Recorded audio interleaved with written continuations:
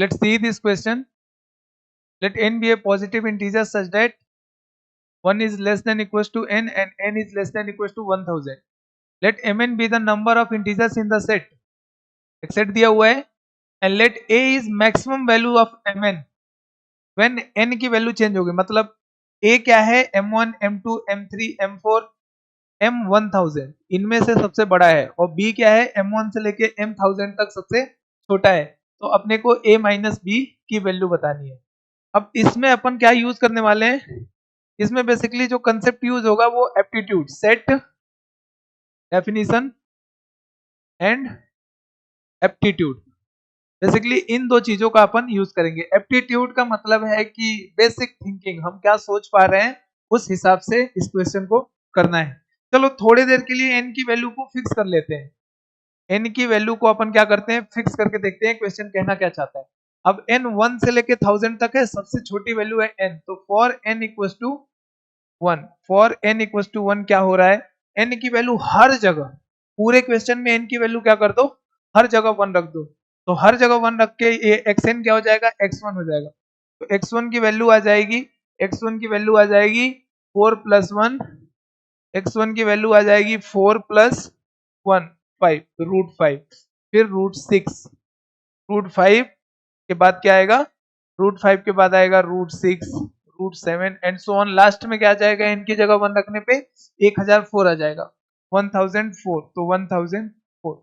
अब देखो mn के बारे में क्या बोला था. अब mn सिंस n की वैल्यू अपन 1 लेके चल रहे हैं तो अपन m1 की बात करेंगे. तो m1 क्या है, the number of integers in the set x1. m1 का मतलब हो गया number of integers in the set x1. अब इसमें बताओ सबसे छोटा इंटीजर क्या होगा, इसमें सबसे छोटा इंटीजर 3 आएगा. जब रूट 9 लिखेंगे तो सबसे छोटा इंटीजर 3 आएगा. उसके बाद से सबसे बड़ा क्या आएगा, तो सबसे बड़ा 1004 का मतलब है कि अगर मैं 32 का स्क्वायर करूं, 32 का स्क्वायर मतलब 32 का स्क्वायर क्या आ जाएगा, 4,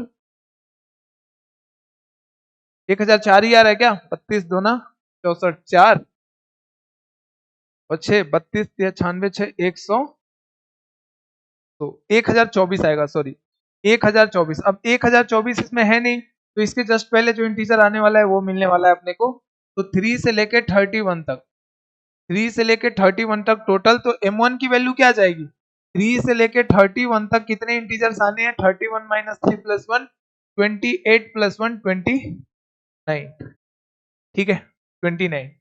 अब ऐसे ही एक बार मैं x1000 को देखूं, x1000 को देखूं तो x1000 कहां से शुरू होगा, x1000 शुरू होगा n की जगह 1000 रखने पे 4001, 4001, 4002, 4002 एंड सो ऑन. कहां तक जाएगा, 4,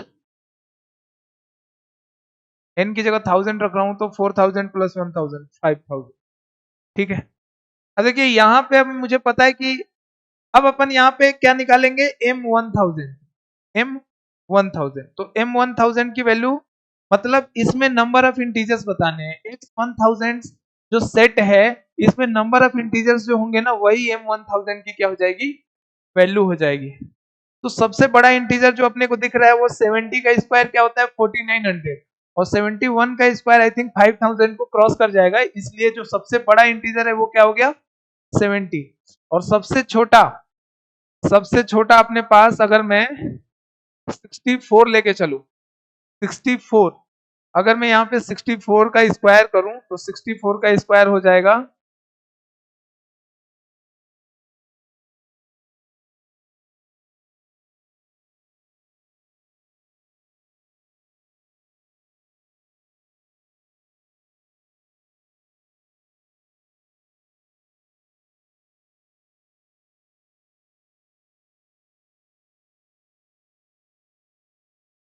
तो 64 का जो अपने को स्क्वायर मिलने वाला है वो मिलने वाला है कुछ 4096.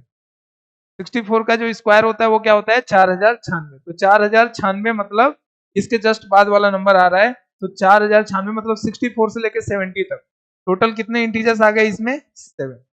चलिए ये दो चीजें तो हमने ऑब्जर्व कर लिया. अब एक बात बताओ, मैक्सिमम वैल्यू ऑफ mn और मिनिमम वैल्यू ऑफ mn कैसे डिसाइड करें?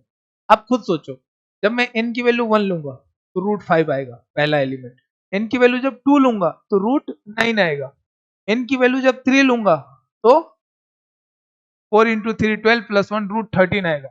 मतलब जो डेंसिटी इंटीजर्स की है ना वो सेट के स्टार्टिंग में है।